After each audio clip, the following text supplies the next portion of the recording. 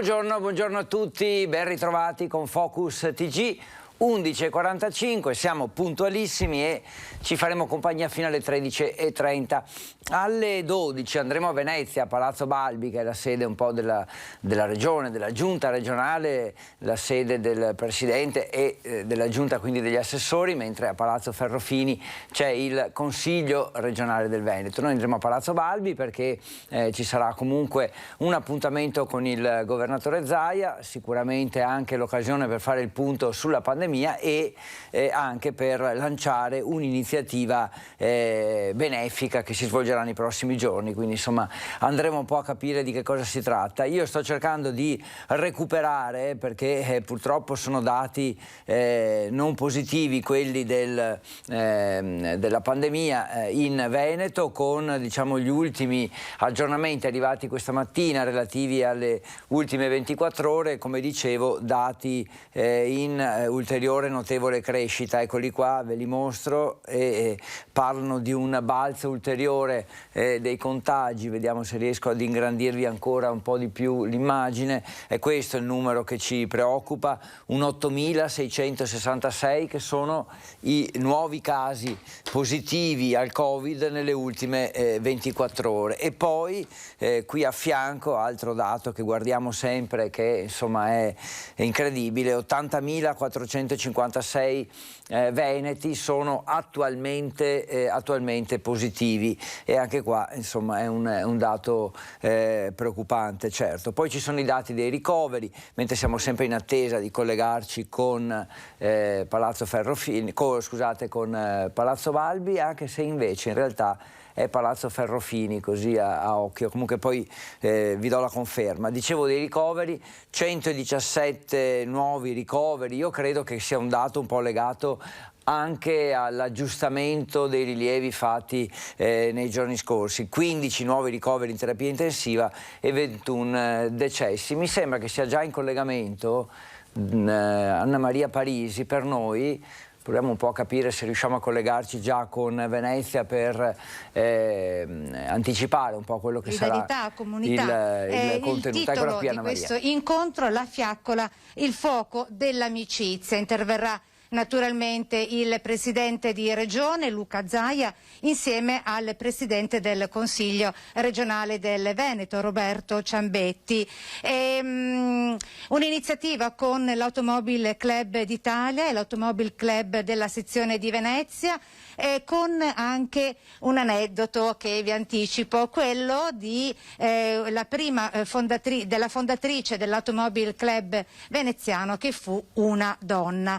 E sempre di un'altra donna si parla per un altro incontro che è in atto adesso nella sala Cuoi, bellissima sala, tra l'altro sapientemente decorata a festa con tantissime stelle di Natale, di cui poi vi daremo nel dettaglio anche le immagini nel corso dell'edizione dei nostri telegiornali della sera, dove in questo momento viene premiata la Regione del Veneto, sempre con la presenza del Presidente Luca Zaia e del Presidente del Consiglio regionale Veneto Roberto Ciambetti. Da parte di chi? Dell'Associazione Nazionale Venezia Giulia e Dalmazia, con il rappresentante nazionale e anche il rappresentante veneto.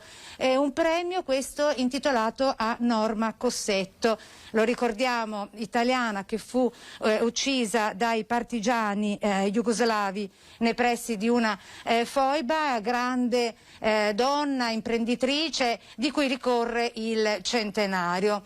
Un premio dato alla Regione perché la Regione negli anni si è vista come fautrice di tanti ponti posizionati con le sue iniziative tra qui e tra le due sponde dell'Adriatico, diciamo, tanto per sintetizzare la cosa. Quindi c'è molta carne al fuoco questa mattina qui in Consiglio regionale. E noi trasmetteremo tra l'altro la diretta di quello che avverrà a breve proprio da qua. Adesso siamo in questo oblò con questa sorta di acquario, proprio per farvi vedere in contemporanea che cosa accade anche oltre noi.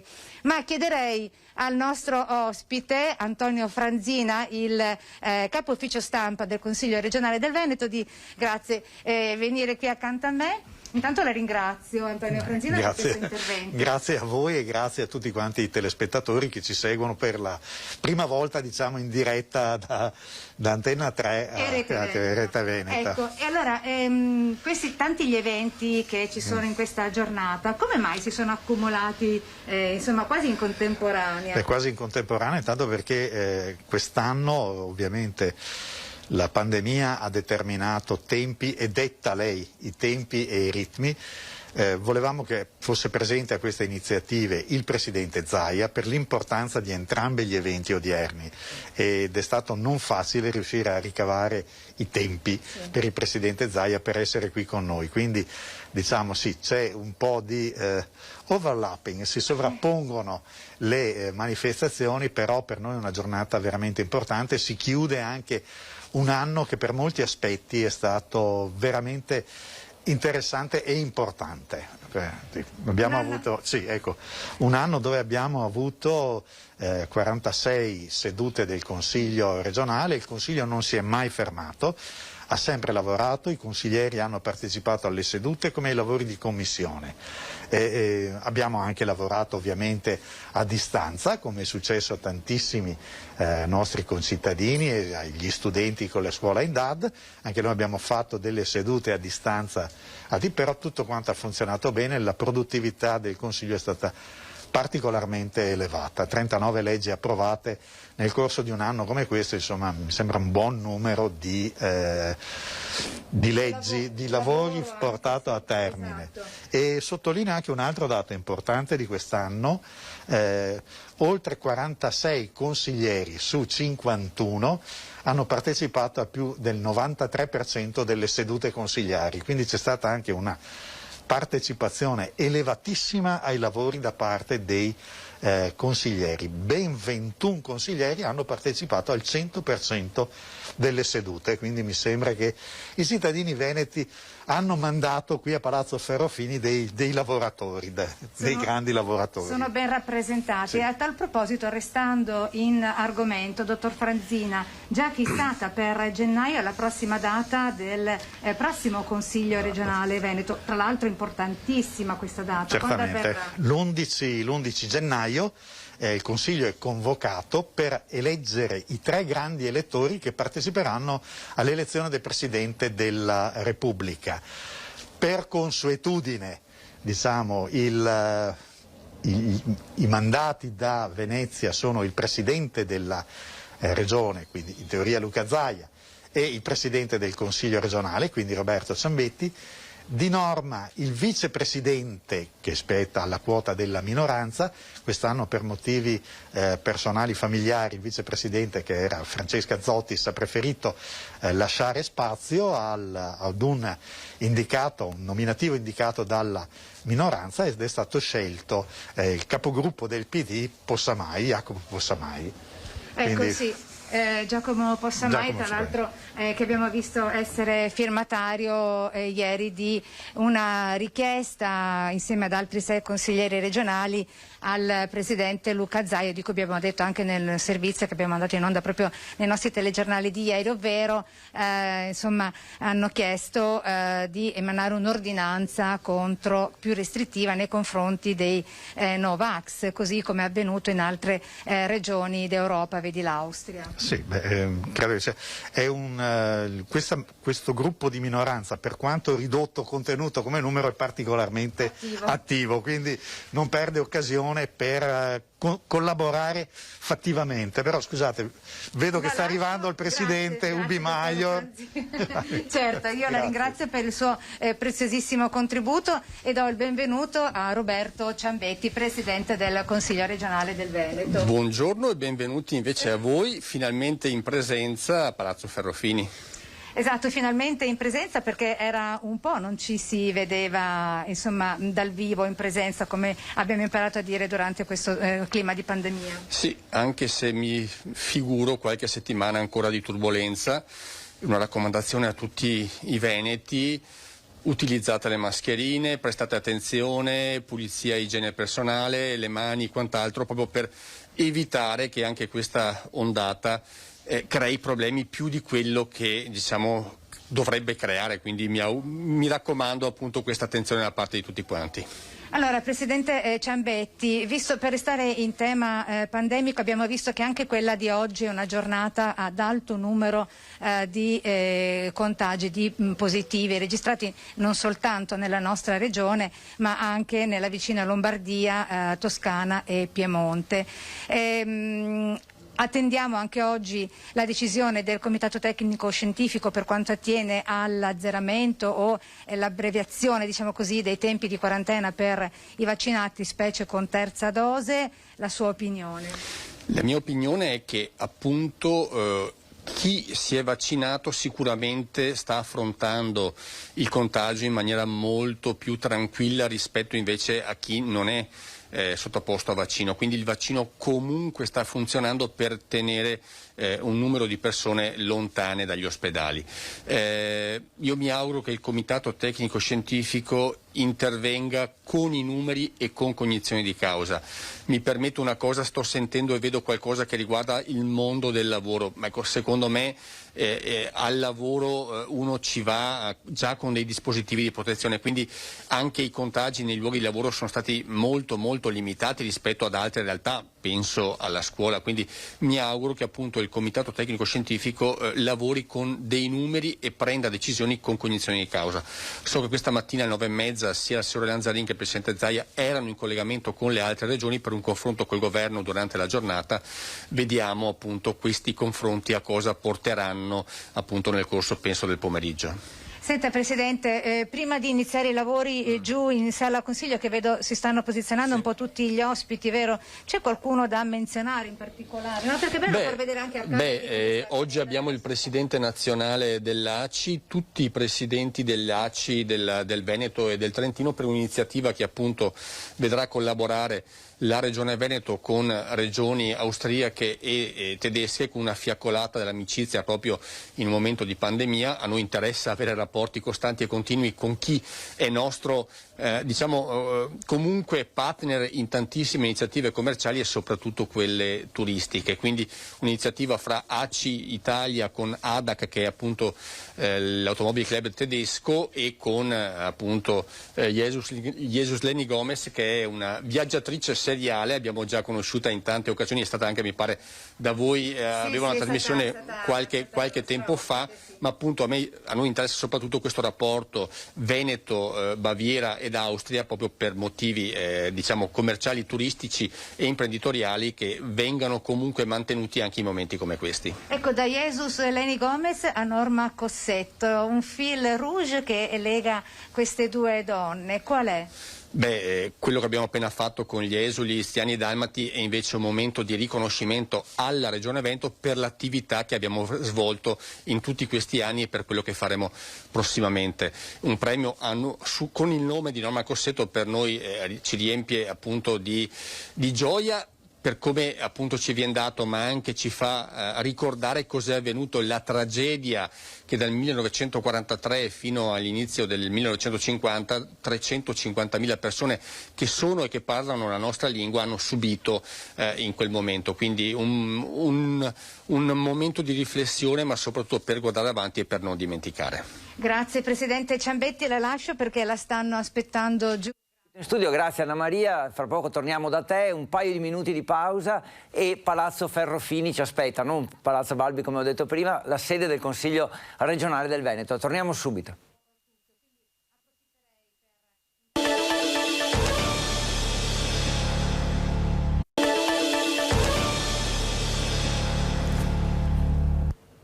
(12:02), staremo insieme fino alle 13:30 e siamo collegati con Palazzo Ferrofini. Poco fa c'era Anna Maria Parisi, la nostra collega che ha introdotto l'argomento. Ora il Presidente del Consiglio regionale Ciambetti sta introducendo proprio il motivo del collegamento, questo accordo, questa unione anche per iniziative insomma da un certo punto di vista benefiche con l'ACI, l'Automobile Club tedesca. Allora andiamo a Palazzo Ferrofini e seguiamo questo appuntamento. Utilizzano, nel senso buono del termine, il Veneto per i loro momenti di svago.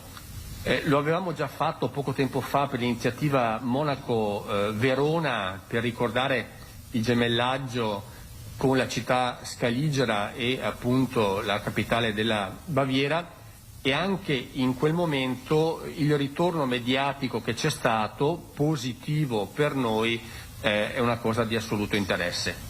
Questa iniziativa che vede l'Automobile Club d'Italia, in particolar modo la delegazione di Venezia, ma che poi traina tutto il resto, con l'ADAC tedesco, l'Automobile Club tedesco, per noi è assolutamente importante. Far collaborare due associazioni che hanno decine, centinaia di migliaia di iscritti e che possono vedere appunto con le strade e le bellezze che abbiamo in Regione Veneto, ma con questo collegamento che questa appunto fiaccola dell'amicizia vedrà toccare, partendo da Venezia il 9 gennaio, le principali città austriache, per poi arrivare, come dicevo, in Baviera, per noi è di assoluta importanza. Ripeto, soprattutto guardando a quello che questi territori e questi popoli hanno storicamente con la nostra regione. Faccio una considerazione anche storica, scusatemi se vi prendo ancora qualche secondo. Parlando sempre di donne, Elsa degli Albrizzi, contessa dinamica nella vita e intensa, che sul finire dell'Ottocento fece dell'automobile una passione al punto di fondare un club automobilisti veneti, oltre ad arrivare ad esempio seconda al volante della sua Benz nella gara Padova-Verona-Treviso-Padova. Ecco, guardando anche a queste donne, guardando a Jesus Leni, veneta di adozione, non uso altri termini che sennò il copyright di qualcuno mi viene chiesto, ripeto, guardiamo a questa iniziativa, guardiamo a questo tour di auto storiche che farà, ripeto, collegare assieme gli Automobile Club della nostra regione con la copertura dell'Automobile Club italiano e con l'ADAC in Germania. Io passerei la parola ad Angelo Sticchi Damiani, presidente dell'ACI nazionale, che ci onora oggi della sua presenza. Prego, Presidente. Grazie Presidente Zaia.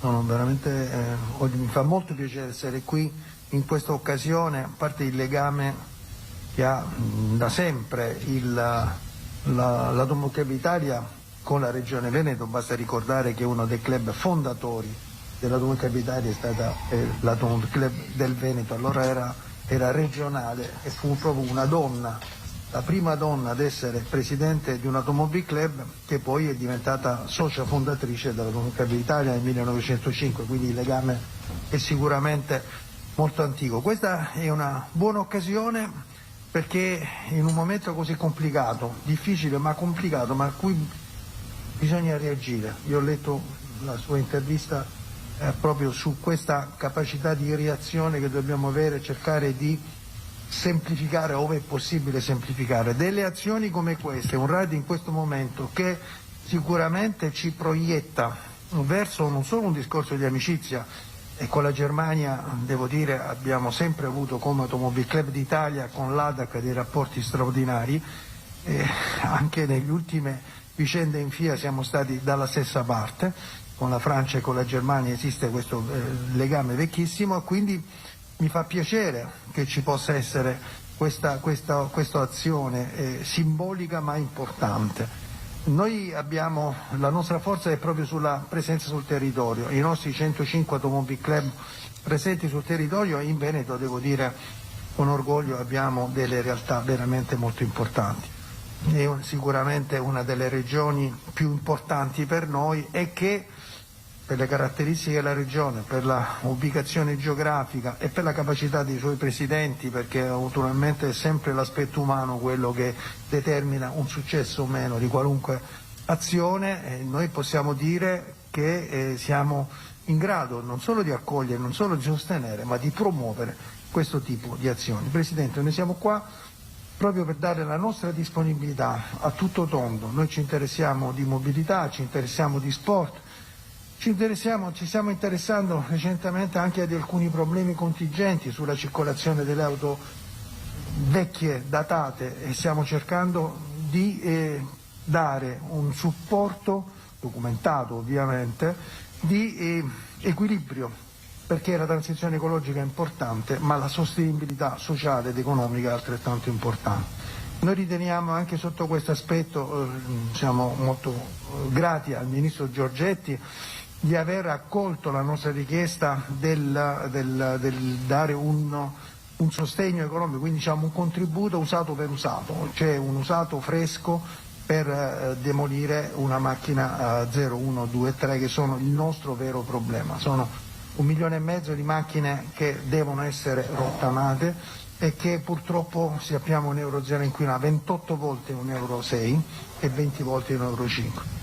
Cerchiamo di dare una mano perché tutto questo avvenga nell'interesse dell'ambiente e della sicurezza stradale, perché non ci dimentichiamo che una macchina vecchia, oltre che essere altamente inquinante, è molto pericolosa.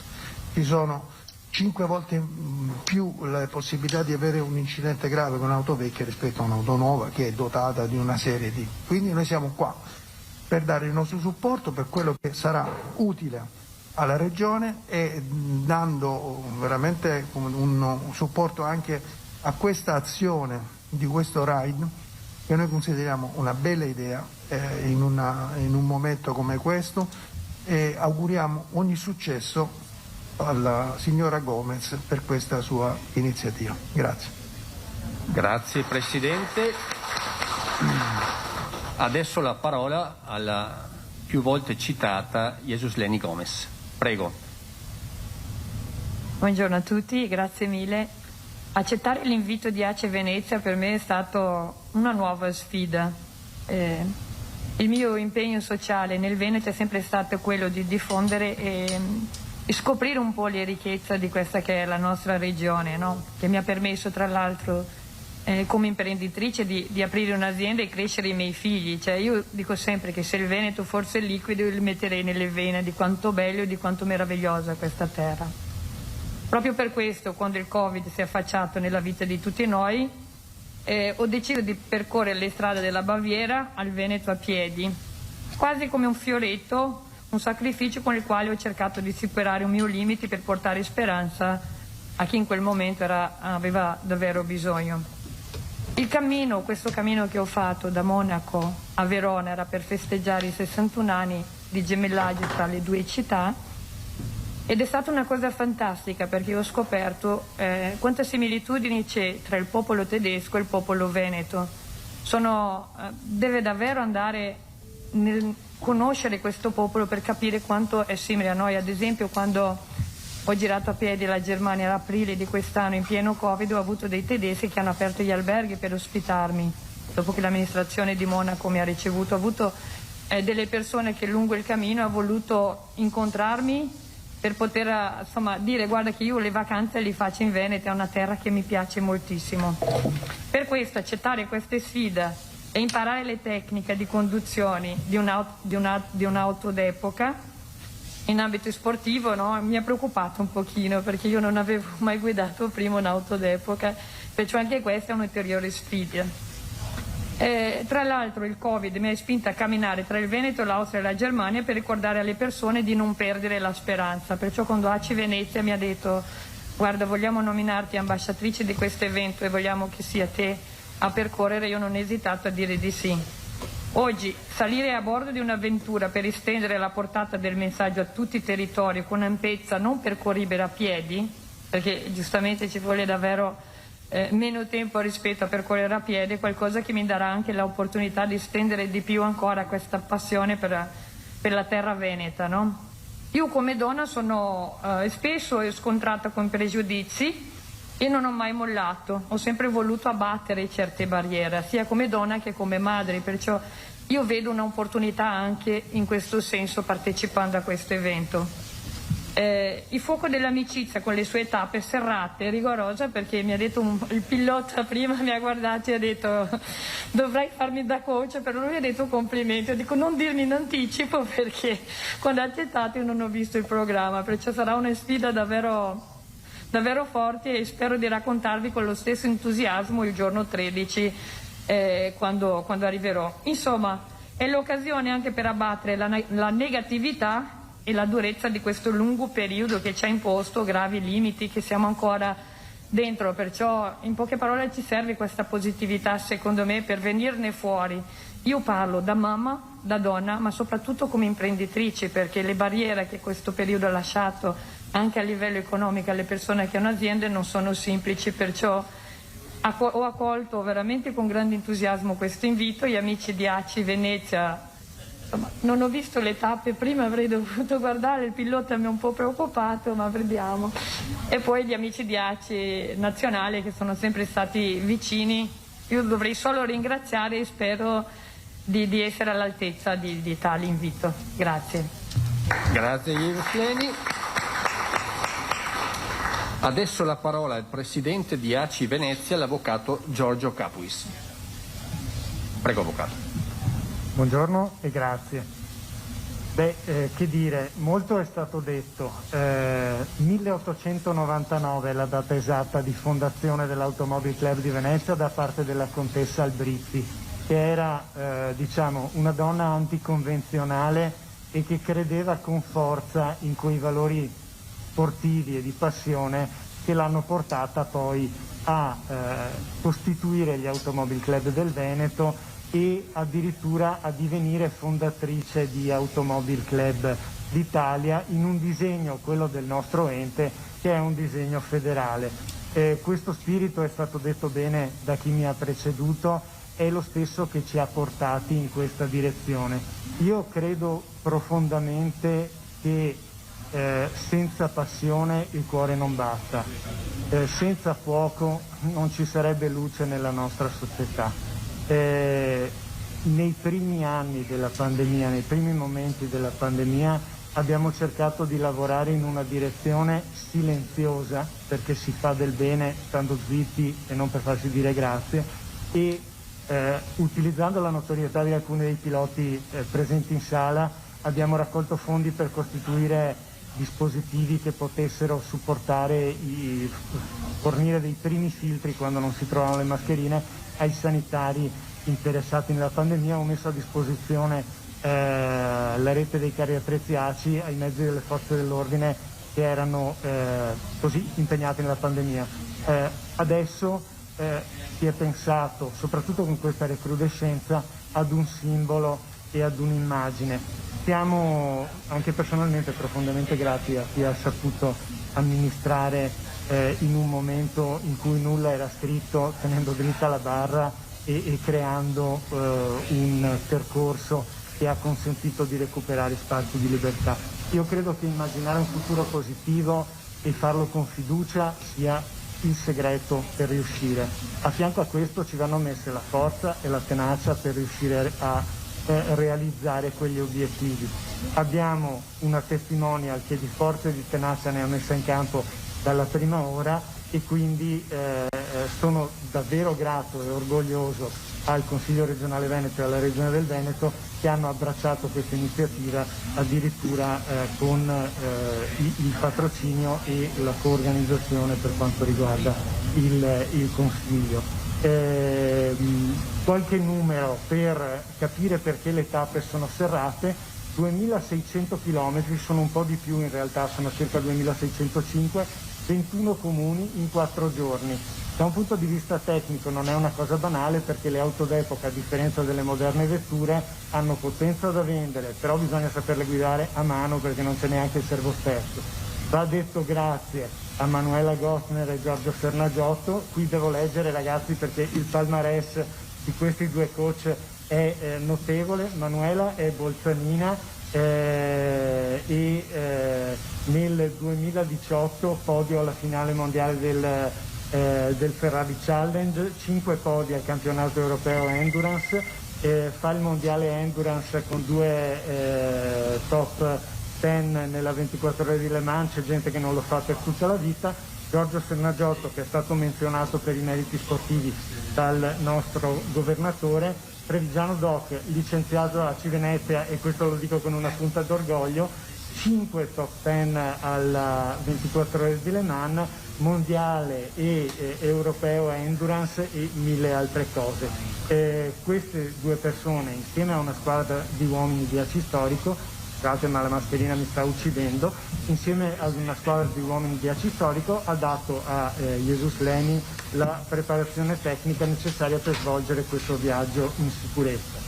Dicevamo 21 comuni, 21 tappe istituzionali nelle quali i sindaci e i rappresentanti degli Automobile Club riceveranno la targa del Fuoco dell'Amicizia. È la fiaccola olimpica, è un'ispirazione alla fiaccola olimpica, perché il valore è quello appunto della capacità di resistere e superare, e tutto sommato le Olimpiadi in tante pagine di storia hanno scritto politica e non solo sport. Il nome Fuoco dell'Amicizia lo abbiamo preso in prestito a una vicenda della vita del premio Nobel Pablo Neruda, perché avendo soggiornato molto in Italia, gli amici italiani gli hanno dedicato una raccolta di scritti che aveva proprio questo titolo. E insomma, sulle note di questa passione e di questo desiderio di riscossa e di riprenderci la nostra vita, speriamo che questo evento simboleggi bene il fatto che mobilità e spostamento, sia esso a piedi, in macchina, col treno o con qualsiasi altro mezzo, vuol dire circolazione di idee, di uomini, di mezzi, di ricchezza, ma soprattutto libertà che dobbiamo riconquistare con forza. Grazie. Grazie Avvocato. La parola al Presidente Luca Zaia. Scusi. Ho fatto la mia gaffe del giorno. Notare era tutto scritto, naturalmente l'ho dimenticato. C'è una persona che ha reso possibile tutto questo e che è Renzo Grigoli con l'omonima impresa, e va ringraziato perché l'argent fait la guerre e senza di lui non avremmo realizzato l'evento. Senza gli sponsor non si fanno le cose. Presidente, prego. Sì, grazie, buongiorno a tutti. Ringrazio e saluto innanzitutto il Presidente Angelo Sticchi Damiani. Abbiamo avuto modo di incontrarci più che incrociarci a Padova all'ultima edizione, quindi complimenti anche per quell'esposizione e per il vostro stand. Un saluto al Presidente di ACI Venezia, l'Avvocato Capuis, a Jesus Leni Gomez, e poi a me viene anche un dubbio, cioè non sempre quelli che camminano bene sanno guidare bene, quindi spero che la formazione sia stata fatta bene. Che avete già fatto le verifiche e tutto? Bene.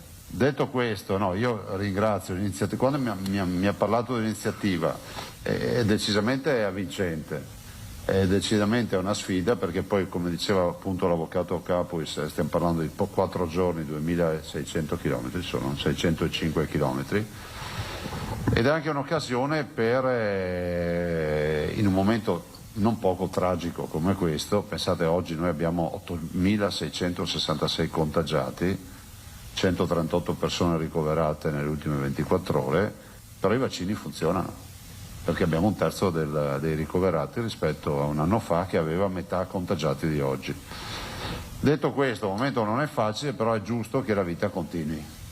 Mi fa piacere che ci sia ACI da una parte, dall'altro immagino che ci sarà anche una collaborazione con ADC tedesca, quindi con ADAC come viene chiamata, e devo dire maneggiare con cura, perché sono dei grandi amici per noi, ci danno un sacco di aiuto per la promozione turistica, certificano i nostri campeggi e ogni anno vinciamo di tutto rispetto alle loro certificazioni. Voi sapete che abbiamo peraltro, ADAC è molto sensibile al turismo open air e quindi dà nella sua guida l'indicazione dei top europei. Nei top europei ci sono sempre i nostri campeggi del Cavallino, e quindi io conoscevo Max Stick, il vecchio presidente di ADC, dopo ho perso un po' le tracce, però insomma so che l'associazione tedesca è un'associazione importante ed è un riferimento come lo è ACI, quindi spero che questo viaggio ci permetta di andare intanto nella terra dell'autonomia. Una terra dell'autonomia va a trovare, diciamo, i discepoli vanno dai maestri, facciamo così, e dall'altro che rinsaldi questo rapporto con ADC. E a Jesus do veramente un in bocca al lupo, so che sei appena tornata da una camminata dove sei stata? Hai fatto Santiago, partendo dal Portogallo se non ricordo male, partendo dal Portogallo, ama le sfide è anche un'occasione, io penso, per dare anche un segnale, no? Lo diceva lei prima, no? Il tema della positività, lo fa un'imprenditrice, lo fa una mamma e penso che questo sia un ulteriore segnale. Ovvio che noi dopo da queste attività dobbiamo portare a casa qualcosa, questo è poco ma sicuro, quindi dobbiamo fare in modo che si consolidi magari una nuova iniziativa presidenti in questo senso, in maniera tale che poi magari come Regione noi possiamo anche sostenerla negli anni, questo sì. Ovviamente strutturandola ancora di più ci rendiamo conto che adesso siamo ancora nella fase embrionale, però veramente grazie per aver pensato di partire dal nostro territorio e a questa iniziativa. Grazie. Grazie Presidente. Volevi aggiungere qualcosa ieri sulle città Sì, più che altro per i giornalisti che sono presenti, nell'ultima pagina della cartella voi avete tutte le tappe del percorso. Tra l'altro noi la segreteria organizzativa è già in contatto con le amministrazioni tedesche e le amministrazioni austriache, che ieri mi ha chiamato addirittura il sindaco di Bamberg e ha detto non vediamo l'ora di incontrarti, perché poi quando si parla di Veneto in Germania loro sono molto entusiaste, perciò è proprio dei dati tecnici. Penso che nell'ultima pagina della cartellina ce li hanno proprio tutte le tappe del percorso e le città che sono coinvolte, sia tedesche che austriache. Grazie, salutiamo anche l'assessore Caner che ci ha raggiunto, che non è qui a caso, perché voglio ricordare che il nostro primo ospite, noi siamo la prima regione turistica d'Italia con 72 milioni di presenze turistiche, 18 miliardi di fatturato, il nostro primo ospite, diciamo familiare ormai, è la comunità tedesca, quindi il 23% dei turisti in Veneto sono rappresentati appunto da questa comunità, quindi è un segnale che vogliamo dare anche di vicinanza e di amicizia al popolo tedesco, che vive un momento di non poca difficoltà con il Covid, peraltro. Se ci sono domande, prego ragazzi. Prego. Io non ho ancora deciso, mi hanno già proposto dalle 5 alle 6 auto, io sono ancora lì in fase decisionale, perciò sarà una sorpresa anche per voi seguirci il 9 quando partiamo da Venezia, Presidente. Non so. Se posso, c'è anche una ragione di sicurezza in questo, nel senso che abbiamo una rosa abbastanza ampia, Alfa Romeo Montreal, Porsche 356 degli anni 60, una Jaguar MK2, una Aurelia B24, abbiamo varie vetture, però intendiamo non solo sviluppare il periodo di coaching in maniera intensa, ma scegliere anche una vettura che sia adatta alle condizioni meteo che si verificheranno in quel periodo, perché sono 2600 km in territori che possono essere interessati da neve, ghiaccio e pioggia, e quindi devono essere 2600 km percorsi tecnicamente e in maniera corretta, con il mezzo più adatto a quello che ci dirà il meteo in quel momento. Comunque una vettura top, non resterete delusi.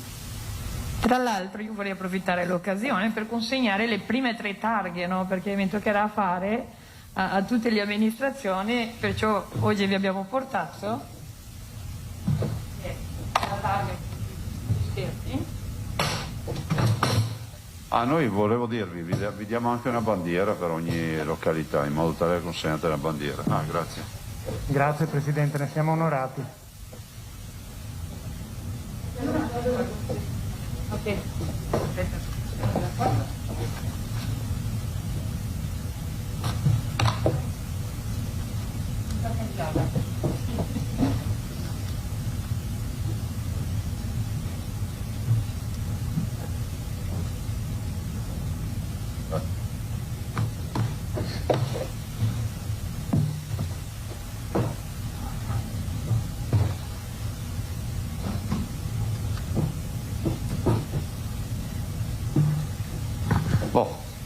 Altre domande? Sì, no, facciamole subito.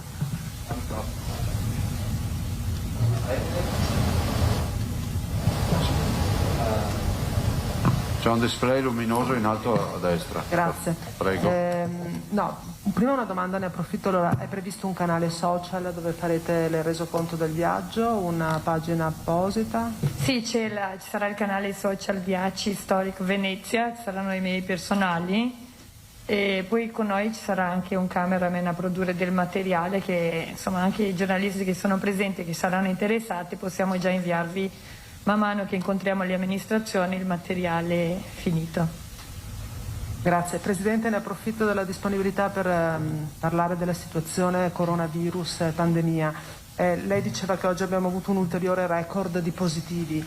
Era per capire se ha notizie in anteprima dal CTS in merito alla richiesta che anche lei ha perorato, cioè quella di modificare la quarantena e quella anche di eliminare i tamponi per i contatti stretti asintomatici. E poi l'altra domanda che le rivolgo arriva dall'opposizione che chiede di sostenere il lockdown per i non vaccinati. Lei cosa ne pensa? Allora, intanto, venendo a questa ultima parte, si sta discutendo, quindi noi ne dobbiamo discutere all'interno della conferenza dei presidenti e quindi ne parleremo anche di questo. Oggettivamente oggi la discussione è stata invece imperniata su un altro tema, che è quello di proposte che io ho fatto comunque, che sono quelle di intanto prendere atto che la campagna dei tamponi ormai è diventata insostenibile. Lo dice la Regione che fa più tamponi in Italia, abbiamo ormai superato i 21 milioni di tamponi e quotidianamente siamo quelli che fanno più tamponi. Il fatto dell'insostenibilità porta poi ai disagi e ai disservizi. È un fatto di limite gestionale, cioè non è come se noi chiedessimo a tutti i cittadini di andare domani mattina in banca per elevare i propri risparmi. Le banche falliscono, cioè fallisce il sistema finanziario internazionale. Ciò non toglie che le banche siano sane, ma c'è un limite a tutto. Allora dobbiamo prendere atto, uno, che oltre questi limiti i tamponi non se ne possono fare. Due, che salta anche il contact tracing, cioè voi mettetevi nei panni di una struttura che dovrà, tra le tante robe oggi, occuparsi di 8.666 nuovi contagiati che in linea teorica devono essere contattati al telefono, perché qua sono tutti fenomeni, ma vi dico io come funziona. Vengono chiamati, i quali diranno che avranno avuto più o meno 6, 7, 8, 10 contatti stretti, familiari, compagni d'ufficio, compagni di gioco al calcetto, che dovranno essere contattati. Morale 90.000 persone già oggi. Possibile. Quindi, primo tema, sui tamponi. Allora, sappiamo tutti quali sono le regole del gioco. Chiederei agli scienziati di evitare di ricordarci cos'è il bene.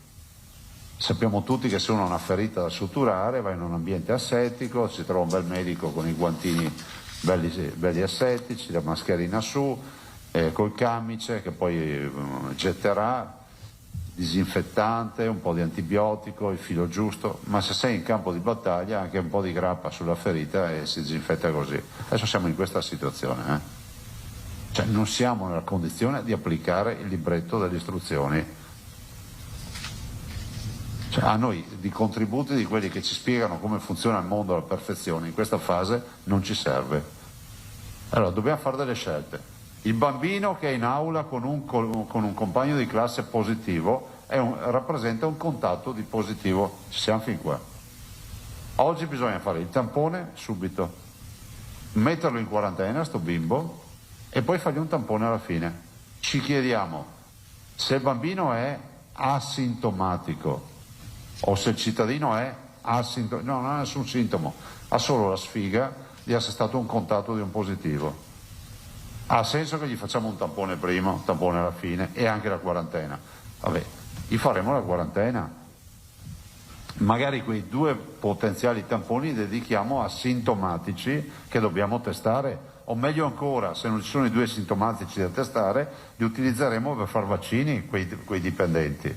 Visto considerato che la curva delle vaccinazioni si sta impennando perché adesso si comincia a sentire il virus dappertutto, allora tutti interessati alle vaccinazioni.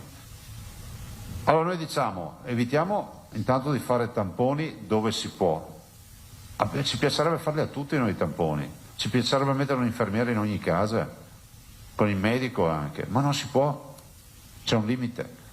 E dall'altro chiedere che la quarantena a chi ha la terza dose non si faccia. Gli Stati Uniti hanno già deciso 5 giorni di quarantena per tutti. Dopodiché io ho citato una roba oggi in un'intervista che nessuno si ricorda più. i contatti del positivo asintomatici nel marzo 2020 negli ospedali, in virtù di una richiesta del Veneto, ci fu un decreto che autorizzò loro di poter continuare a lavorare, perché se no svuotavamo gli ospedali, perché se ogni medico che era contato di positivo andava in quarantena, noi gli ospedali facevamo gestire a chi? Cioè, non so, a chi li avremmo fatti gestire. Quindi sta storia di tenere non i quarantenati, gli asintomatici che sono stati contatto di qualcuno, è già accaduto in momenti di difficoltà. Oggi pensiamo che un po' di buon senso ci possa aiutare. Decideranno che non è così, è una questione di giorni, vedrete che poi decideranno che sarà così. Perché è impossibile, con 10.000 contagi al giorno, tu non riesci a garantire. Cioè allora, al cambio di scenario deve cambiare la strategia. Il Covid ci ha insegnato questo. E se pensate, molte volte abbiamo cambiato la strategia. Non è che rivediamo i nostri principi e rivediamo i fondamenti scientifici di quello che abbiamo fatto fino adesso, ma dobbiamo prendere atto che c'è un punto di non ritorno ormai. Oltre al fatto che non possiamo mettere in quarantena mezza Italia, se no vuol dire che è meglio facciano il lockdown e fanno una quarantena obbligatoria per tutti, ma questo noi non lo vogliamo, che sia chiaro. Anche perché i dati di oggi ci dicono che abbiamo un terzo di ricoverati, che abbiamo decisamente meno morti, direi 1/10 di morti mediamente al giorno rispetto alle fasi più critiche, quindi vuol dire che il vaccino funziona e i cittadini devono capire che devono farsi la terza dose o cominciare a vaccinarsi se non si sono vaccinati. Avete visto che la Germania, attenzione che non sto proponendo niente, ma vi dico cosa ho letto, la Germania ha proposto in caso di difficoltà la presa in carico in terapia intensiva del vaccinato. Io non so se è vera sta notizia, l'ho letta stamattina, verificatela. Io penso che tutti abbiano diritto alle cure, che sia chiaro. Però quello lì è un segnale per dire stiamo arrivando a un punto di non ritorno, dovremo cominciare a scegliere. Noi invece vogliamo curare tutti e se ci ascoltano riusciamo a curarli tutti. Prego. Eccoci qua. Ovviamente riallacciandomi a quello che stava dicendo, al punto di non ritorno ormai vicino, perché oltre agli 8.000 e passa contagi di oggi c'è un carico di ricoverati in più che non vedevamo veramente da tantissimo tempo. Sono 1.480 ricoverati, 138 nuovi nelle 24 ore, 190 in terapia intensiva. Fanno pensare i 138 nuovi ricoveri in 24 ore. Allora, alla luce di questo, lei stava citando questo esempio tedesco particolarmente forte. Ma io non voglio neanche ipotizzarlo. Cioè. No, ma proprio per capire i contorni della difficoltà di questo momento, allora l'ipotesi di un lockdown per i non vaccinati, lei diceva ne parleremo fra presidenti di regione, ma la sua opinione qual è? Ma guardate, io non ne parlo proprio perché voi oggi avete bisogno di una notizia, perché è logico, e a me sembra, davanti a una discussione che stiamo facendo, che questo ulteriore elemento non sia un elemento da discutere oggi, punto. Il vero tema è un altro, che noi abbiamo il 75-80% di ricoverati in terapia intensiva che sono non vaccinati e abbiamo il 1 su 2 in area non critica che sono non vaccinati. Allora, se noi guardiamo la storia dei ricoveri, sono tutte persone che si sono infettate negli ultimi 4-5 giorni, non gente che sta lì. Cioè, quindi anche tutte le infezioni di questi giorni che si rendono evidenti, quindi si vede anche che si è molto abbreviato il tempo dell'evidenza dell'infezione. Quindi stiamo raccogliendo adesso la fase natalizia. Se i cittadini non hanno capito come comportarsi, raccoglieremo anche quella di fine anno. Ma del resto è da 20 mesi, 22 mesi che sento gente che va a dire in giro che è una influenza, che è una banalità, che non c'è problema, che si curano tutti a casa. Porca puttana, ma perché non andate a intervistare quelli che dicono che si possono curare tutti a casa? Che ci diano la formula magica, no?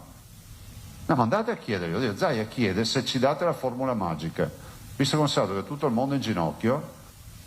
E sappiamo che di 9.000, se fate 10.000 contagiati più o meno, sappiamo che 9.500 si cureranno a casa, ma i 500 che mi rimangono vengono in ospedale.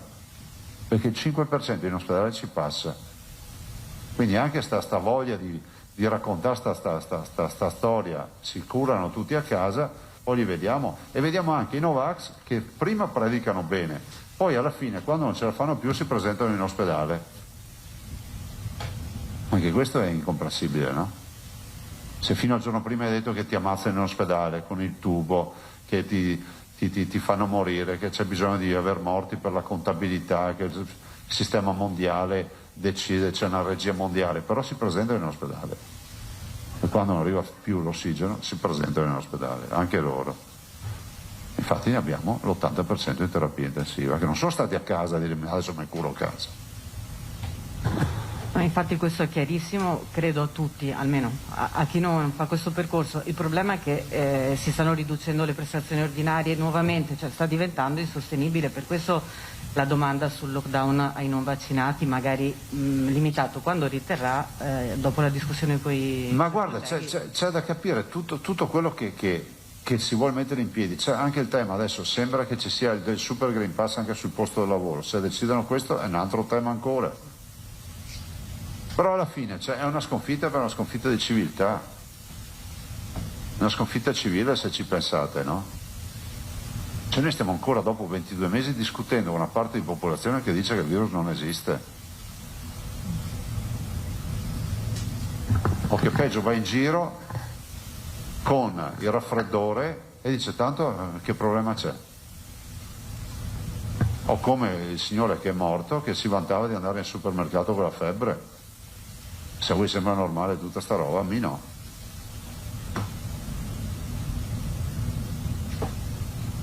Oltre alle minacce che riceviamo quotidianamente. Adesso c'è la storia della bombola del gas messa a Treviso stanotte, al centro vaccinale di Villorba ci hanno messo una bombola del gas. Del gas, una bombola del GPL, quella da campeggio più grande. Hanno i filmati, tutto, adesso speriamo bene. Se a voi sembra normale che per occuparsi della salute dei cittadini dobbiamo essere in questa situazione?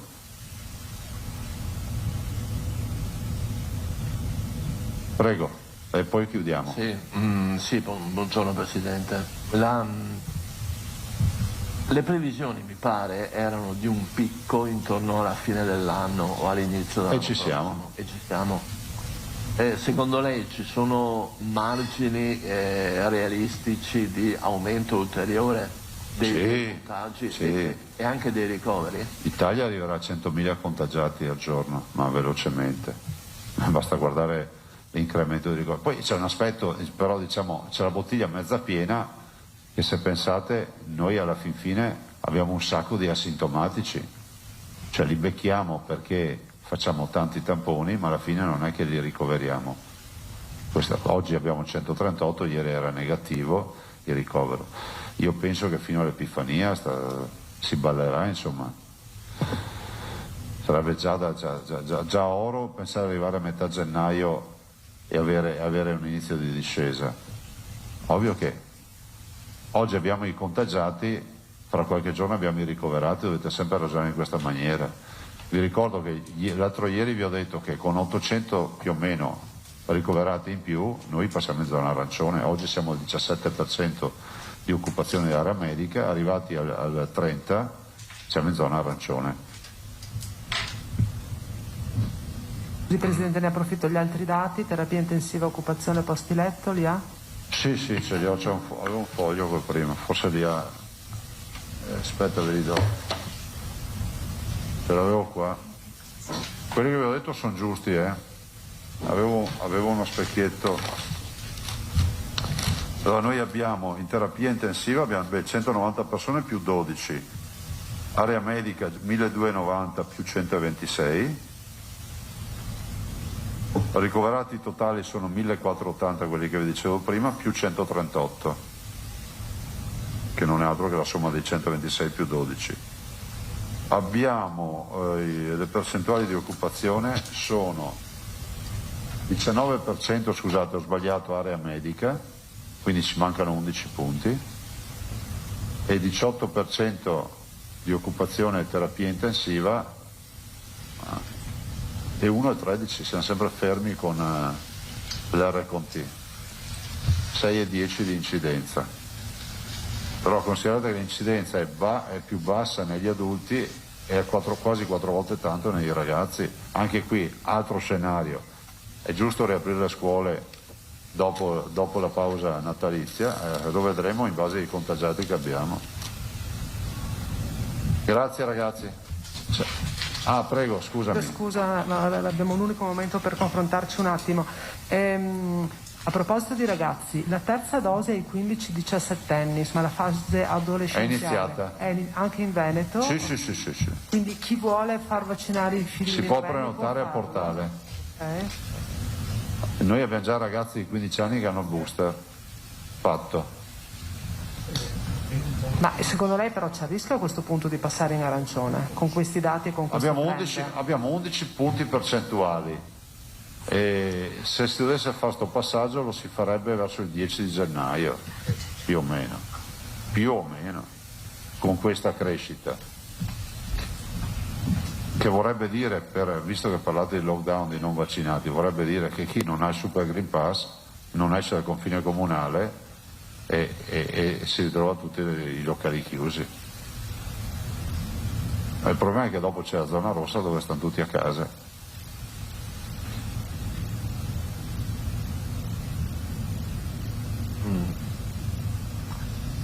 Presidente, siccome mi pare avete un report pressoché quotidiano, un punto della situazione con i manager delle ULSS, che segnali ha circa la tenuta degli ospedali sul fronte delle terapie intensive? Perché scusami, oggi abbiamo 190 persone ricoverate. Ovvio che ogni giorno ne abbiamo caricati 12 nelle ultime 24 ore. Più si carica, più si comprime la possibilità di avere spazi per altri pazienti. Considerate che poi questi pazienti sono pazienti complicati, per cui si comincia a drenare dai reparti, perché il personale non ce n'è da assumere. Adesso, al di là di tutti gli esperti della partita di calcio seduti in tribuna, è il principio dei vasi comunicanti: se li metti sulle terapie intensive le devi togliere da altre parti. Noi confermiamo che riusciamo ad attivare, ovviamente concentrando tutti gli ospedali, migliaia di terapie intensive, ma c'è migliaia di terapie intensive, ragazzi, vuol dire che non si cura più nessuno. Vuol dire che siamo arrivati, che è meglio mettersi silicone sulle porte di casa.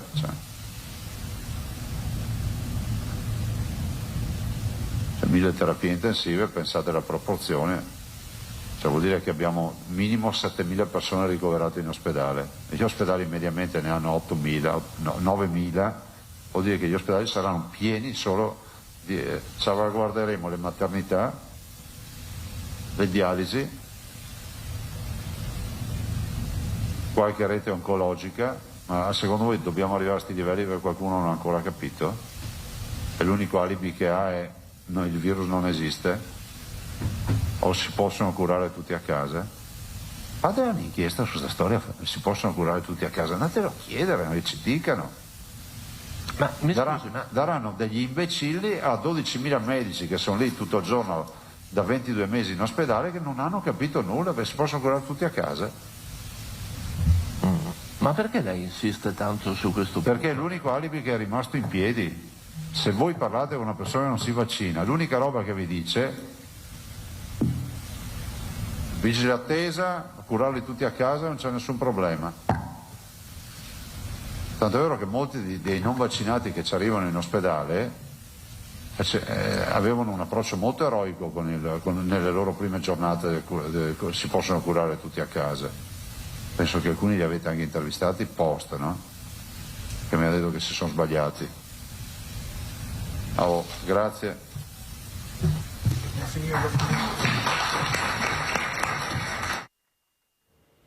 Ecco, torniamo in studio, sono le 12:47, allora c'è stata una prima parte a Palazzo Ferrofini in cui si è parlato di questa unione di intenti tra gli Automobil Club veneti e quello tedesco, insomma uno scambio anche di omaggi e di simboli, diciamo, per questa unione di intenti, come dicevo, con iniziative comuni, e poi insomma la parte un po' di bollettino Covid con il Presidente Zaia oggi particolarmente infervorato sulla questione di chi non si vaccina, e quindi diciamo, la volontà di convincere anche le ultime persone, quelle rimaste che ancora non hanno voluto vaccinarsi. Non so se vogliamo provare a fare una brevissima pausa, perché poi potremo avere nuovamente il nostro Presidente ai microfoni. Vediamo se riusciamo a fermarci per un attimo.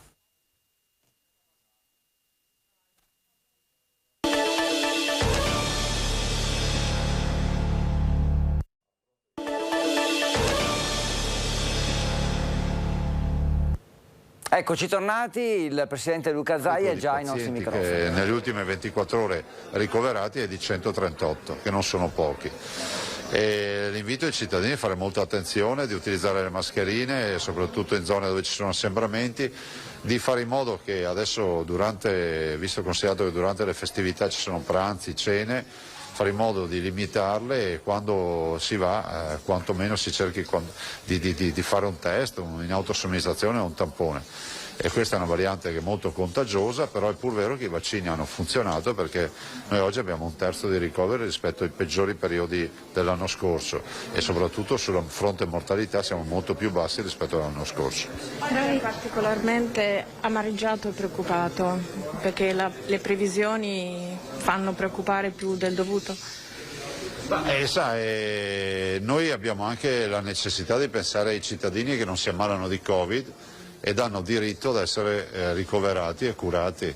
Parlo degli oncologici, parlo di tutti coloro che hanno degli interventi chirurgici da fare, pensi a tutta la protesica, le protesi alle ginocchia, le protesi all'anca, pensi a tutti quelli che hanno interventi programmati di cardiochirurgia, le valvole, oppure a tutti quelli che hanno interventi di oculistica.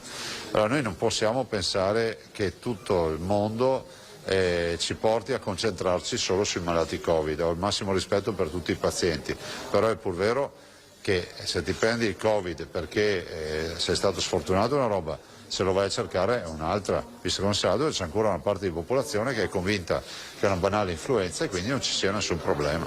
Presidente, degli oltre 8.000 contagiati di oggi, quanti i bambini in età pediatrica? Non glielo so dire. Diceva che comunque sono 4 volte di più rispetto alla popolazione adulta. Le confermo che l'incidenza, cioè il numero di contagiati positivi alla settimana su 100.000 abitanti, quella dei bimbi supera il 1000, quella degli adulti è sotto il 400. Cioè vuol dire che abbiamo più di 1000 casi su 100.000 abitanti tra i bimbi, e quindi questo spiega anche il tema molto spesso dei cluster scolastici. Oggi ho avuto l'incontro con il Comitato Tecnico Scientifico questa mattina alle 9:30 insieme all'assessore Lanzarin. Che cosa è emerso, Presidente? No, oggi ho avuto l'incontro con i colleghi presidenti, abbiamo discusso delle proposte che vogliamo fare. Io penso che sia ragionevole che a questo punto si sappia che noi i tamponi non riusciamo a dar corso a una campagna di tamponi con tutti questi contagiati. Pensi solo che con 8.600 contagiati in una giornata bisogna fare 8.600 telefonate, i quali poi riferiranno tutti i loro contatti, e quindi si arriverà minimo a 90.000, 100.000 persone possibili da contattare. Penso ad esempio che davanti a un contatto di positivo, immaginate un ragazzo in un'aula scolastica, si possa semplicemente provvedere alla quarantena, perché se il ragazzo è asintomatico fare un tampone all'inizio della quarantena e uno alla fine ovviamente ci porta a non pochi problemi, e li porta anche i familiari che si fanno code ai centri tampone. Quali decisioni si aspetta oggi dal CTS e dalla cabina di regia nazionale? Ma guardi, io mi aspetto che si prenda in mano il tema dei tamponi e poi soprattutto quello delle quarantene. Chi ha 3 dosi si potrebbe valutare di non far fare la quarantena. Spero decidano, se non decideranno oggi gli toccherà decidere tra qualche giorno. Presidente Zaia, forse la riapertura delle scuole da dopo l'Epifania? In questo momento non lo possiamo dire, non lo sappiamo. Ma lei sarebbe favorevole o no? Se non lo posso dire non sono in grado di essere favorevole o al contrario. Va bene, grazie Presidente. Eccoci ancora in studio, 12.54, abbiamo avuto ai nostri microfoni con Anna Maria Parisi di nuovo il Presidente Zaia che ha un po' insomma ribadito i concetti, c'è molta attesa per l'incontro della cabina di regia con il governo, con i ministri diciamo interessati, era in programma alle 11, dalle regioni è arrivata un po' anche questa richiesta di prendere in considerazione il cambio di regole per la quarantena e vedremo come andrà a finire, di certo una giornata delicata, va detto insomma che ci sono questi 8.000, più di 8.000 nuovi casi positivi di oggi, veramente una cifra molto alta. In attesa di capire se ci possiamo fermare ancora per un attimo, poi però siamo insieme fino alle 13.30, questo già ve lo anticipo, e usciremo di nuovo dallo studio per andare a collegarci con le nostre redazioni e se avete seguito la diretta a un certo punto il Presidente Zaia ha accennato a un fatto di cronaca avvenuto nelle scorse ore, una bombola di gas propano liquido, il GPL insomma per intenderci, è stata fatta trovare questa mattina all'ingresso del centro vaccinale dell'azienda sanitaria ULSS 2 di Treviso a Villorba, quindi ovviamente è un atto un po' intimidatorio anche perché davanti a questo sito era già stato fatto, erano già stati portati dei gesti di vandalismo, degli atti di vandalismo proprio in questa sede vaccinale. Vabbè, ovviamente indagini in corso su quello che è accaduto. Ci fermiamo per un attimo, poi torniamo e poi vi accompagniamo fino alle 13.30.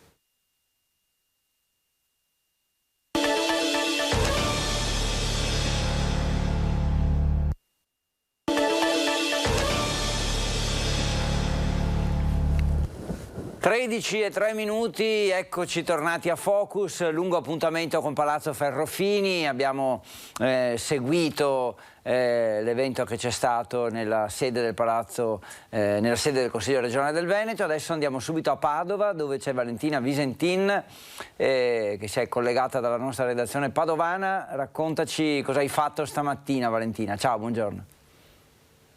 No, Federico, intanto ovviamente l'aggiornamento sui casi di Covid in provincia di Padova, mentre un altro bollettino con numeri altissimi anche oggi, più di 1.600 casi, più di 1.600 nuovi positivi in tutta la provincia di Padova, aumentano i ricoveri, questa volta però in area medica, quindi è stabile la situazione della terapia intensiva. Oggi abbiamo seguito il bilancio annuale dello IOV, l'Istituto Oncologico Veneto, che ha la sede principale qui a Padova e che ha parlato insomma di buonissimi dati per quanto riguarda la vaccinazione. Attualmente lo IOV è Covid free, quindi non si registrano cluster né per i dipendenti né per i pazienti. Sono state completate le vaccinazioni. Sono state somministrate oltre 19.000 dosi di vaccino, quindi su tutti i pazienti e sui dipendenti, che in base, soprattutto per quanto riguarda i pazienti, in base alla terapia si sta cercando di fornire, di fare quanto prima anche la terza dose. Istituto Oncologico Veneto, che per quanto riguarda la sede di Castelfranco Veneto sta anche aiutando con la terapia intensiva nella gestione dei pazienti quindi che necessitano di terapia intensiva e che non sono positivi al Covid, quindi insomma una rete sanitaria che funziona, hanno fatto sapere dallo IOV. Questo è insomma, sono le principali notizie di oggi su Padova. Una poi riguarda anche la vaccinazione dei giovanissimi, parliamo degli adolescenti, perché l'USL 6 ha aperto nelle scorse ore la possibilità di prenotazione per gli adolescenti di fascia 16-17 anni per la terza dose booster e si inizierà anche a somministrare la terza dose booster per i ragazzi dai 12 ai 15 anni, ma al momento solo soggetti fragili. Si attende invece il via libera di AIFA entro fine gennaio, anche per avere le indicazioni sulla eventuale somministrazione della terza dose anche appunto per gli over 12, quindi i dodicenni dai 12 ai 15 anni. Molto chiaro, grazie, hai dato un po' di informazioni certamente utili alle famiglie che ci stanno ascoltando, con un po' di date e di quello che si può già fare. Tra l'altro anche il Presidente Zaia poco fa aveva confermato che per la fascia 15-17 anni è già aperto il portale per le prenotazioni, e anche alcuni hanno già effettuato il booster a quell'età lì, però ecco, hai specificato che tra i 12 e i 15 anni invece si deve aspettare ancora un po'. Valentina, inoltre, grazie mille. Federico, se vuoi una notizia flash, verranno intensificati i controlli invece per Capodanno, perché soprattutto per le feste private in cui insomma se c'è il rischio di non viene chiesto il Green Pass nell'uso della mascherina, comunque la polizia locale di Padova intensificherà i controlli proprio per garantire una maggiore sicurezza ed evitare appunto feste abusive, visto che comunque i locali alcuni locali, le discoteche sono chiuse, e quindi insomma si cerca di garantire un Capodanno sicuro anche alla luce di questi numerosi contagi che ogni giorno raccontiamo, quindi controlli intensificati della polizia locale nella notte di Capodanno del 31 di dicembre. Bene, interessante anche questo, buon lavoro alle forze dell'ordine, non fate i furbi voi che organizzate feste private, quindi che siano fatte nel rispetto delle regole. Grazie Valentina, ci risentiamo e ci rivediamo, buon lavoro naturalmente. Ecco, si è parlato tanto di tamponi, lo stesso Zaia ne ha parlato poco fa, troppi tamponi, si fa davvero fatica a effettuarli tutti, e tra l'altro le farmacie stesse sono preoccupate, temono di non avere rifornimenti sufficienti. Andiamo un po' a sentire qual è la situazione a Vicenza con questo servizio di Luisa Bertini.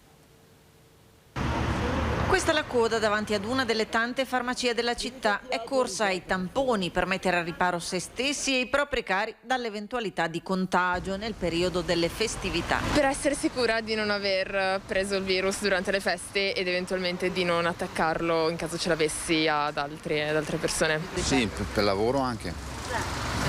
Devo lavorare, quindi devo fare per i miei colleghi, essere tutelato. A chi fa il tampone per esigenze lavorative si aggiungono i moltissimi che prima di pranzi o riunioni in famiglia o prima di viaggi e partenze scelgono di sottoporsi al test rapido o di acquistare il test fai da te. La componente di Green Pass per il lavoro resta stabile. Per contro sono aumentati ed è afferito un maggior numero di persone legato a coloro che devono partecipare ad eventi sociali, alle cene aziendali, ai pranzi in famiglia e quindi vogliono avere sicurezza. Coloro che magari hanno paura di essere stata a contatto con qualche positivo e di conseguenza vogliono avere maggiore sicurezza, l'entrata nelle RSA eccetera. Richieste che pesano sull'andamento lavorativo quotidiano delle farmacie. Qui ne vengono eseguiti anche 200 al giorno. Giornalmente noi ne facciamo dai 100 ai 200, quindi la media è intorno ai 150.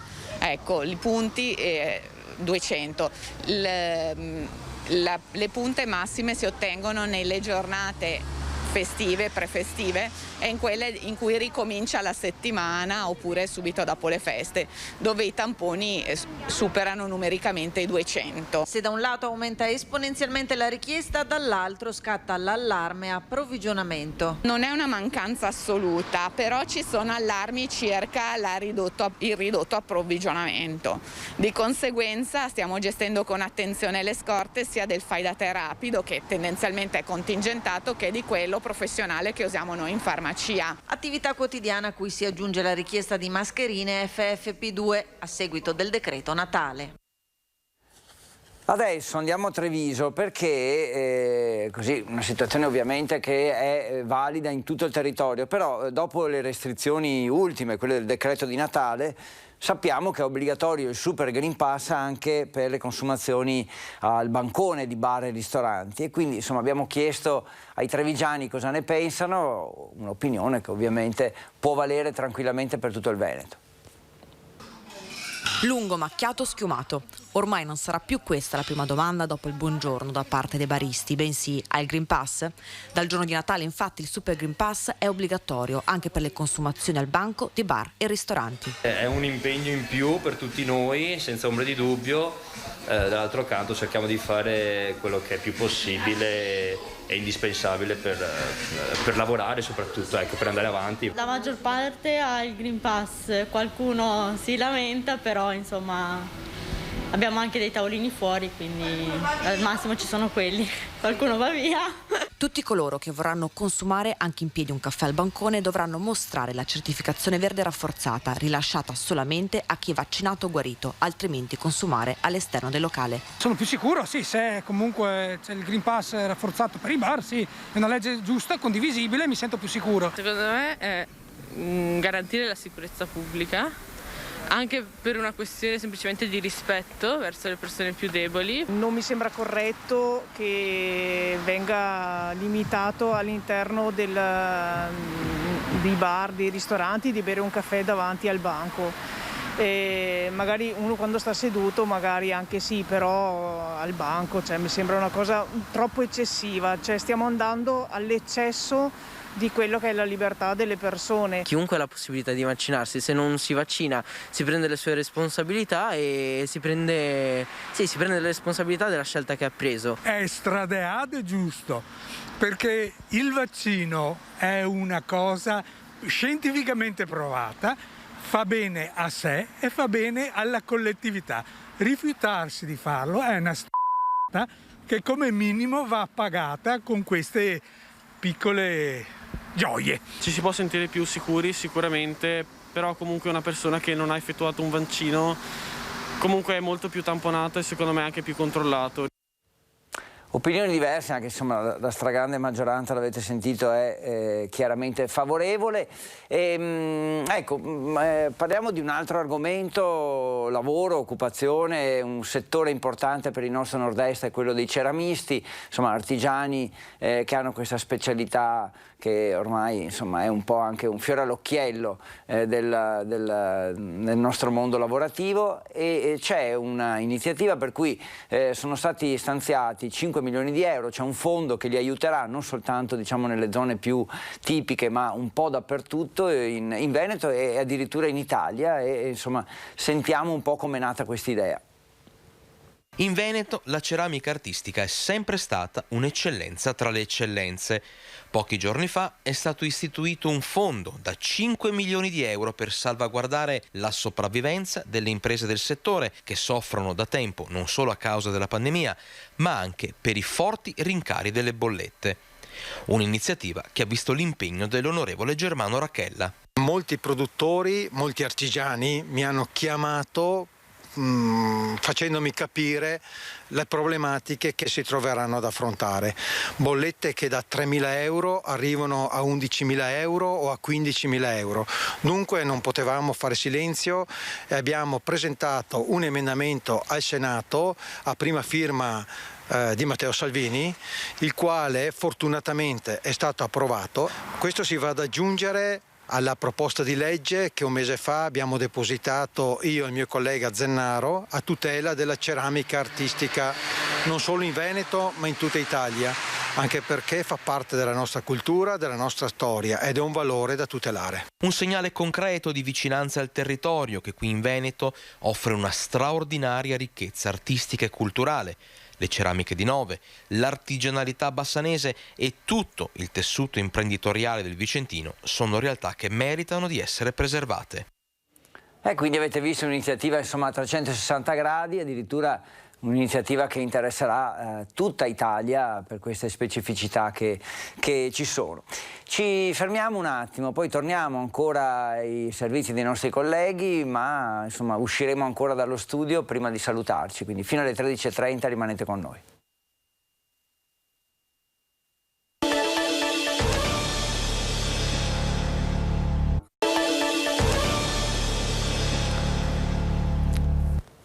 Bentornati in studio, ultima parte di Focus TG, siamo insieme dalle 11:45, siamo stati a Venezia, Palazzo Ferrofini, sede del Consiglio regionale, poi a Padova, abbiamo un po' fatto il punto della situazione con i dati Covid ancora in aumento e purtroppo forte nelle ultime ore. Arriva anche uno studio dal Nebraska, quindi dagli Stati Uniti, che dice che il periodo di incubazione per la nuova variante Omicron rispetto alle versioni del virus precedenti è più corta, quindi 3 giorni, e quindi insomma questo avvalorerebbe la richiesta che è stata avanzata anche in Italia di ridurre la quarantena o toglierla addirittura per i vaccinati con 3 dosi o comunque ridurla a 5 giorni proprio in virtù di queste evidenze scientifiche. Insomma, è una discussione che è in corso proprio in questi minuti, quindi la giornata di oggi sarà davvero importante. E andiamo a Padova adesso perché insomma si cerca di mantenere un minimo di normalità in alcuni settori della nostra vita quotidiana. Per gli amanti della lirica, della musica lirica, segnaliamo che tra mercoledì e venerdì sera, quindi tra stasera e venerdì, al Teatro Verdi andrà andrà in scena, è l'abitudine, La Traviata di Giuseppe Verdi. Vediamo. Torna la grande lirica al Teatro Verdi di Padova. Mercoledì 29 e venerdì 31 dicembre in scena La Traviata di Giuseppe Verdi su testo di Francesco Maria Piave. Regia di Ivan Stefanutti, che nell'allestimento si è ispirato all'Art Déco degli anni 30 del secolo scorso. La storia di Violetta è una storia che chiaramente ci tocca profondamente, però dobbiamo stare molto attenti a non portarla troppo vicino a noi negli anni, perché alcune scelte, alcune posizioni morali sono molto cambiate, quindi se noi pensiamo ad avvicinarla, dobbiamo avvicinarla fino a un certo punto. Dopo quasi 2 anni di fermo, di silenzio, 5 teatri si sono messi insieme per la produzione della Traviata: Padova, Rovigo, Treviso, Livorno e Lucca. Sul palcoscenico Venera Ghimadiev nei panni di Violetta Vallery, Arturo Chacon Cruz in quelli di Alfredo Germont. Orchestra e coro diretti da Francesco Rosa. La stagione lirica di Padova proseguirà con il concerto di Capodanno sabato alle 17. Stavo leggendo che il sottosegretario all'istruzione Barbara Floridia del Movimento 5 Stelle dice che non è possibile prevedere un esame di maturità sul modello pre-Covid, ma si sta lavorando per reintrodurre la prova scritta di italiano in presenza, diciamo così, e soprattutto reintrodurre almeno questa prova, ecco, perché sapete, insomma, negli ultimi 2 anni è stato un esame orale molto lungo, approfondito, però senza le prove scritte. Quindi si sta lavorando per reintrodurre la prova scritta di italiano e questo ovviamente sarebbe molto importante per i nostri ragazzi, per i nostri giovani. Andiamo sul Nevegalla adesso, quindi provincia di Belluno, in montagna, perché un 53enne che stava sciando si è salvato grazie al defibrillatore che era presente in pista. Una giornata sulla neve che ha rischiato di trasformarsi in tragedia ieri per un 53enne bellunese colto da infarto mentre si trovava in un rifugio sul Nevegall. Immediata la richiesta di aiuto con gli uomini del soccorso Dolomiti che in pochi minuti con la motoslitta hanno raggiunto l'uomo portando il defibrillatore. Quando siamo arrivati abbiamo avuto la grande fortuna di trovare già un cardiologo che era presente sul posto, quindi ci siamo affidati anche a lui, abbiamo prestato tutte le cure utili e necessarie all'infortunato. Nel frattempo è stato chiamato anche il SUEM che è arrivato con l'elicottero, ha trasportato il 53enne all'ospedale di Belluno. Provvidenziale la presenza sul posto di un cardiologo che ha supportato i soccorritori che avrebbero comunque potuto contare sul defibrillatore sempre presente a monte e a valle delle piste. Avremmo comunque applicato il defibrillatore nei modi consueti e nelle linee guida che ci insegna il BLSD. Sono servizi questi che danno l'idea di quanto sia migliorata anche l'assistenza sulle piste, la sicurezza, insomma un vero passo in avanti e vedete che poi gli effetti concreti ci sono e si vedono. Andiamo a Vicenza dove c'è Luisa Bertini che ha abbandonato una conferenza stampa in corso per venire da noi e quindi insomma un saluto veloce e una richiesta un po' di informazioni su com'è la giornata dalle vostre parti, Vicenza. Sì, buongiorno Federico, buongiorno ai nostri telespettatori. Diciamo la notizia che emerge da questa conferenza stampa è che l'ordinanza anti-botti, per così dire, viene ampliata un po' su tutto il territorio cittadino, quindi non riguarda soltanto le zone del centro città, ma anche i quartieri, quindi nelle aree pubbliche, nelle piazze e nei parchi, dove in virtù proprio delle norme anti-Covid si evita in tal modo l'assembramento, quindi non ci si potrà fondamentalmente ritrovare per fare i fuochi e i botti di Capodanno. Sarà in vigore dal 31 al 6 per questioni non solo legati alla sicurezza pubblica, ma proprio per motivi anti-Covid. Altra notizia, buona notizia che ti do dalla città di Vicenza è che l'auditorium Canneti, che diciamo non veniva utilizzato dal 2009, ha ottenuto un finanziamento statale di 1.400.000 euro, e quindi i lavori per il rifacimento sia della sala dell'auditorium sia dei controsoffitti, insomma il rifacimento generale partirà da settembre e entro il 2003 sarà completamente rinnovato, proprio anche in vista della candidatura di Vicenza come città della cultura. Luisa, hai detto 2003, c'è un lapsus ovviamente. 2023, scusami. Ecco. Del 2023, sì, in vista di Vicenza, città della capitale della cultura per il 2024. Quindi anche insomma se siamo a ridosso della fine dell'anno si lavora, l'amministrazione insomma continua a dare informazioni e a prendere decisioni. Sì, assolutamente, è un non stop, perché appunto non solo Covid, ma anche iniziative culturali che vanno a restituire angoli e patrimoni storico-artistici della città ai cittadini. Bene, grazie mille Luisa, buon lavoro, ti lasciamo rientrare in comune, insomma, sei nella sede del municipio e quindi sì. Ecco, torni alla conferenza stampa, ciao e grazie, poi seguiremo naturalmente questa sera il notiziario, il nostro TG Vicenza alle 19:15. Intanto il sindaco di Venezia, Brugnaro, dice bisogna fare attenzione agli assembramenti e vaccinarsi, periodo di enorme difficoltà, è la conferenza stampa di fine anno questa di Brugnaro, che è iniziata con il ricordo di Silvana Tosi, assessore alla sicurezza, deceduta lo scorso novembre, e insomma dice che il periodo più brutto sarà quello delle prime settimane del 2022, purtroppo lo sappiamo e ce ne siamo accorti anche noi vedendo proprio i numeri della pandemia, un po' come sta andando. Andiamo a Padova, volevo portarvi a Padova perché è stata approvata dalla Giunta insomma, la decisione di demolire la tribuna che è rimasta ancora in piedi, la gradinata più che la tribuna perché era scoperta a suo tempo,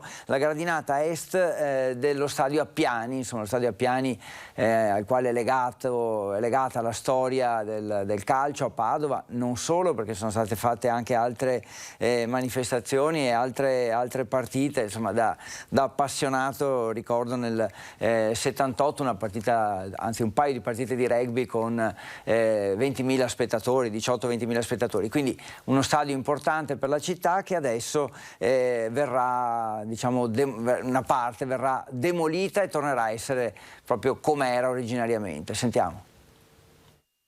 Piange il cuore perché è un simbolo del calcio padovano. Lo sa bene l'assessore Diego Bonavina che nel club biancoscudato ha giocato per anni, ma entro febbraio le ruspe entreranno in funzione allo storico stadio Appiani di Padova per demolire la gradinata est. Si tratta di una parte dell'impianto sportivo chiusa da un quarto di secolo e diventata inagibile e pericolosa. Vogliamo riqualificare la zona assolutamente, sapendo che quello è uno stadio che non può più ospitare delle manifestazioni sportive di un certo livello, quindi tutte quelle cose che si dicono ma poteva essere riutilizzato, no, non è possibile per 1000 ragioni, tra le quali quelle della sicurezza.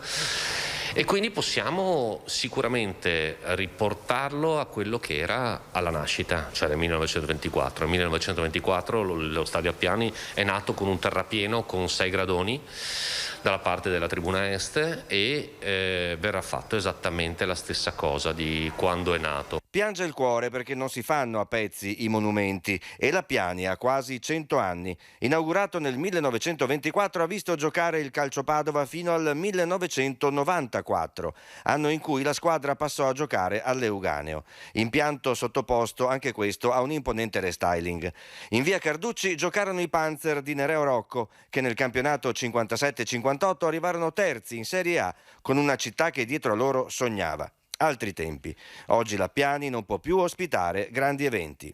Sappiamo che è una scelta per lo più impopolare, però noi dobbiamo guardare alla sicurezza e la sicurezza ci impone questo, e poi alla riqualificazione anche della zona, perché dopo lì verrà fatta una bella pista ciclabile che porterà dall'esterno da Prato della Valle fino ai bastioni, ci sarà del verde, insomma sarà un qualcosa secondo me di attraente, sapendo che lì continueranno a esserci le partite del settore giovanile del calcio Padova. Bene, abbiamo un po' capito quali sono i programmi e i piani per questo stadio così storico e così nel cuore dei padovani. Siamo arrivati proprio alla fine, 13:30, quindi vi ringrazio per essere stati con noi, vi auguro buon pranzo, buon pomeriggio, seguiteci ovviamente anche per le prossime ore, poi fino ad arrivare ad accompagnarvi ai nostri notiziari a partire dalle 18:50 col TG Bassano. Grazie ancora, buon pomeriggio e grazie per essere stati con noi.